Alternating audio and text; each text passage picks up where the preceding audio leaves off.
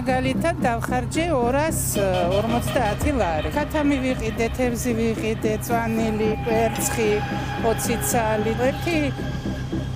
ორი სადილი მეყოფა რა.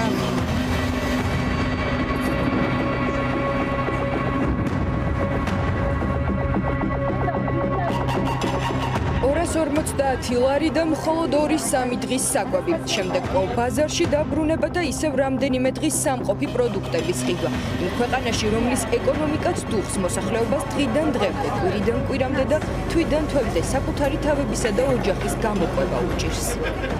ყიდები და რაღაცები ბადრიჯანი 9 ლარიღის ეს აი ამ ხელა ქალი ვარ და ცხოვრებაში ამის მსგავსი არაფერი გამიგია. კატასტროფა. ყველაფერი ძალიან ძვირი და ასე თუ გაგრძელდა, აი მე ქართველი ხალხი მეწოდება, მართლა მეწოდება. რაც შენ გინდა, ყველაფერს ვერ ყიდულობ. იმიტომ რომ ფულს უნდა ეყო. ასეა, მიუჯეც. დღეს დავხარჯა 50 ლარს. და რა მოგივათ ამ 50? და რაღაცა 1-3-4 ბოსტნეული მომივა. მეტი ალბათ არაფერი. ხორცზე ლაპარაკიზე. ოჯახისთვის აი სიმართლე რო გითხრათ 100 ლარს ისე დახარჯავ, მიიტან მარტო პური და ყველი დაგხვდება სახში რო აი ფაქტიურად რო ნახო რო რა არის. ხორცზე და რაღაც ეს ზედმეტი ლაპარაკია. მაშინ როდესაც რეჟიმი მხოლოდ იმაზე ფიქრობს თუ რა სახის სადამსჯელო ღონისძიებები ჩაატაროს მოქალაქეების წინააღმდეგ, გაღატაკებულ ქვეყანაში მოსახლეობა თავის გადარჩენისთვის იბრძვის, რა მიიტანონ სახლებში. ამ თვეში მაინც შეძლებენ თუ არა ხორცის, თუ გაძვირებული საკვების ყიდვას, თუ ამჯერადაც მხოლოდ იმ პროდუქტების შეძენას მოახერხებენ, რომელიც სხვებთან შედარებით იაფია და რომლის მეშვეობითაც თავის გატანას შეძლებენ. ხორცი ახლა კი პრიორიტეტია, მაგრამ ძვირია. ვერ მიჭირდება ხორცის ყიდვას. იმიტომ პრიორიტეტი გახდა ჩვენთვის იაფიანი რაღაცეები. საქართველო ეგრე დაიქცა. ერთი სუტკი, აკაც ერთი სუტკის ის პროდუქტი რა, აი დღეს ვიყიდო, ხვალე დღემდე. 40 ლარი სიხარჯება, რომ თვითონ არაფერი. თუ შეიძენ პროდუქტს ტანსაცმელი აღარ უნდა ჩაიცვა და გადასახადი არ უნდა გადაიხადო, თუ გადასახადს გადაიხდი, საჭმელი არ უნდა ჭამო და თუ საჭმელში ჭამო. სხვა აღარაფერი აღარ უნდა იყიდო, არც ფეხსაცმელი, არც ტანსაცმელი. ძალიან მცირე რაოდენობის პროდუქტი შევიძინე და ძალიან დიდი თანხა გადავიხადე. უკმაყოფილოა ყველა მყიდველიც და გამყიდველიც. პროდუქტები დახლებზე ფუჭდება, მყიდველები კი არ ჩანან. არა და გარემოვაჭრეებისთვის სახლში საკვების მიტანის ერთადერთი საშუალება სწორედ ამ პროდუქტების გაყიდვაა. ვცდილობთ ისეთი რაღაცა ვაკეთოთ, რომ თავი გავიტანოთ. ძალიან ცუდი პერიოდია. რომ მივდივარ საღამოს, მივდივარ და კანგალებ. რა მიუტანო ბავშვებს, შვილიშვილებს, რა ვაჭამო. დღეს 30 ლარი ავიღოთ, თუნდაც ჩავთვალო ის ჩემი მოგება არის. სახში ვერაფერი ვერ მიმაქვს. მე მაქვს 2 პური. 5 სული ვცხოვრობ სახში 2 პური, 1 კილო შაქარი და ყველაზე იაფიანი ის რო არის, რა ქვია, რა უწოდე 5 და 90 კაპექსი არის, ზოგჯერ 6 და 50 კალბასი ყველაზე იაფიანი მარკეტში.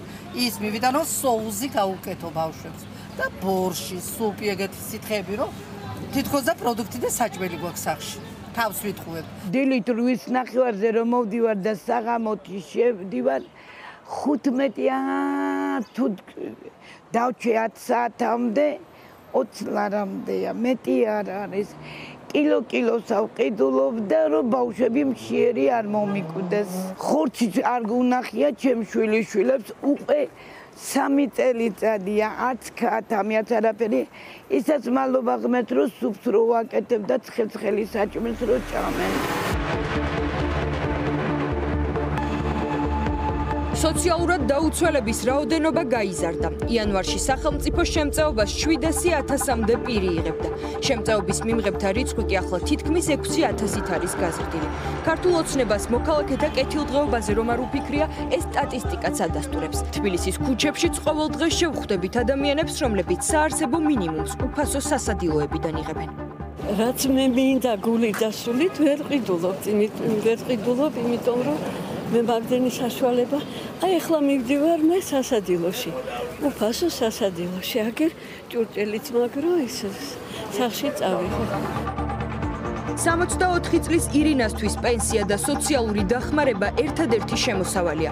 ყოველთვიურად მიღებული თანხა, რომელიც მაქსიმუმ 500 ლარია, ბინის ქირაზე, კომუნალურებსა და ბანკის სესხზე უნდა გაანაწილოს. მაღაზიაში რო შევდივარ და ამ ფასებს უყურებ, უკვე ცუდად ვხდები, მაგრამ რო არ ვიყიდო, აბა რაღაცა ხომ უნდა ვჭამო. და რას ყიდულობთ ხოლმე? რაც რო უფრო იაფია და მაგას ყიდულობ. კეფირი, შილაფლავი, ვაშლი და სუპი. ეს ის საჭმელია, რომელიც ერთი დღის განმავლობაში უნდა იმყოფინოს. ეს არის კეფირი. კეფირი, ვაშლი. ეს არც ვიცი რა არის, ვერ დავინახე.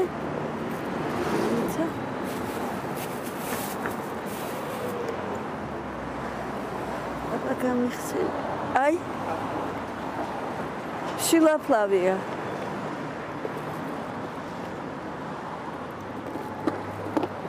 და სუპი აი ვერმიშელის ან ბრინჯის სუპი შორენა სამხარაძე ერთ-ერთია იმ ათასობით ადამიანიდან, ვინც შვილს უკიდურეს გაჭირვებაში ზრდის. ყოველთვიური დახმარების სახით 320 ლარს იღებს, საიდანაც 100 ლარს ქირაში იხდის. დარჩენილი თანხა კი არც მცირეწლოვანი ბავშვის და არც დედის საჭიროებებს არ ყოფნის. რამე უნდა ჩემთვის ვერ ვყიდო. ეხლაც ფეხშველი. ფეხსაცმელები არაფერი არ აქვს. სკოლაში მეწოდება რომ დახეული ბოტასებით დადის. ეხლა ველოდები მეორე სოციალური როდის მოვა რომ რაღაცა ვუყიდო აპრილის 20-21 რიცხვში. თუ გადავინარჩუნე ისიც რომ ვუყიდო ერთი ფეხსაცმელი და ვატარო სკოლაში.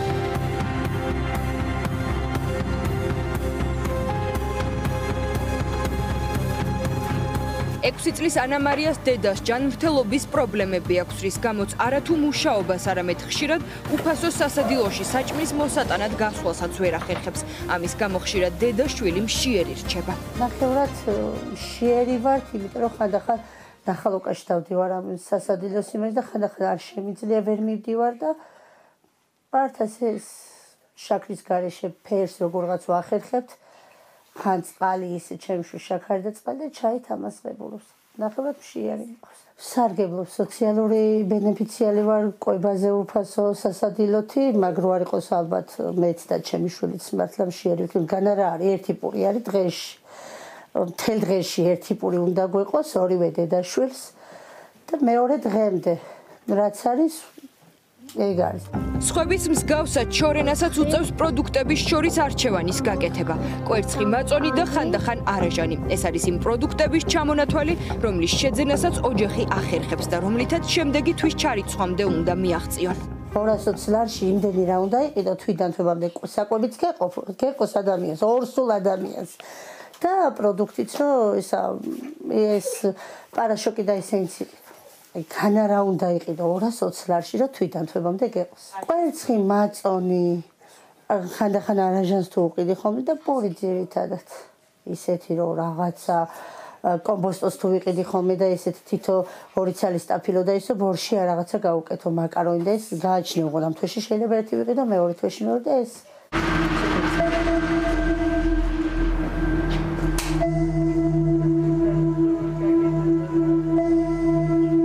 რეჟიმისთვის ხალხის მძიმე სოციალური პრობლემები ყურადსაღები არასდროს ყოფილა. წლები არაც დევნილების სახელმწიფოსგან ყურადღებას ითხოვენ, თუმცა მათთვის არავინ იცლის. გვახსოვს ზამირ კვეკვესკირის მძიმე ტრაგედიაც. საკუთარი სახლიდან იძულებით გამოდევნილი კაცი, რომელმაც დევნილობის 22 წლის თავზე თავი დაიწვა. მიზეზი მისთვის ელემენტარული საჭიროებების დაკმაყოფილებაზე გაცხადებული კიდევ ერთი უარი გახდა. რა დავაშავეთ ჩვენ? ჩვენ ამ სახელმწიფოს მთავრობას, რამდენი მთავრობა შეიცვალა, რა ჩვენ დევნილობაში ვართ. ესე იგი, ბოლო ხარისხოვან ხალხად ვყავართ მიჩნეული. კეთილი ინებონ, ყურადღება მოგვაქციონ. პირველი თაობის დევნილებიც კი არ აყავთ დღემდე დაკმაყოფილებული. ჩვენ ზოგადად წარმოადგენთ 8%-ს მოსახლეობის დევნილები და 33 წლის განმავლობაში პრობლემა, განსახლების პრობლემად რჩება. როცა მოდიან ხელისუფლებაში, მაშინ ყველა გვპირდება ღირსეულ ცხოვრებას და აფხაზეთში დაბრუნებას, მაგრამ იმის სანაცვლოდ ისეთი კორუმპირებულები მოდიან, რომ ჩვენი უბედურებით, ხალხის უბედურებით უნდათ გამდიდრნენ კიდევაც და ჩვენთვის დევნილებისთვის, პატიოსანი დევნილებისთვის თავშესაფარიც კი მიუწვდომელია.